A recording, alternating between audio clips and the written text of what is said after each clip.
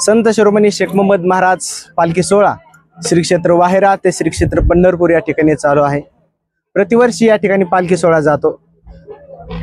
गतवर्षी आम्ही या ठिकाणी याच ठिकाणी आलो होतो। आमच्या अन्नदानाची सोय या ठिकाणी याच गावामध्ये केली होती, बाभळ गावामध्ये। आणि या ठिकाणी प्रत्येक ठिकाणी ज्या ठिकाणी आम्ही थांबतो अन्नदानाच्या ठिकाणी, सकाळचा चहा असेल, दुपारचं अन्नदान असेल, संध्याकाळचं अन्नदान असेल, प्रत्येक अन्नदात्याला एक वृक्ष आम्ही देतो आणि ते वृक्ष जगवण्याचं त्या ठिकाणी त्यांना सूचना करतो, त्यांच्यावरती जबाबदारी देतो।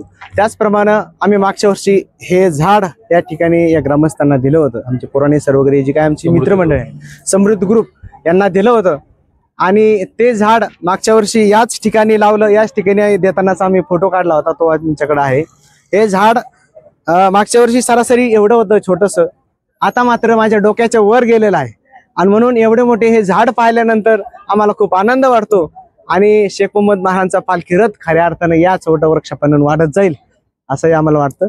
आणि सरांचा जो हे वृक्ष यावर्षी पण आम्ही तुम्हाला वृक्ष देणार आहोत, असेच वृक्ष संवर्धन, संगोपन आणि वृक्ष लागवड करावी अशी आमच्या पालखी सोहळ्याच्या वतीने विनंती। आणि हे जे काम करत आहेत त्याबद्दल तुमचं कौतुक, तुम्हाला मनपूर्वक शुभेच्छा। जय हरी। संत शिरोमणी शेख मोहम्मद महाराज यांची पायीदिंडी सोहळा दरवर्षीप्रमाणे हा सोहळा पंढरपूरला जात असतो। तर आज वारीचा हा दुसरा दिवस आहे आणि आमच्या बाबळ खालसा येथील समृद्धी कृषी विकास गट यांनी दुपारच्या जेवणाची या ठिकाणी सोय केलेली आहे।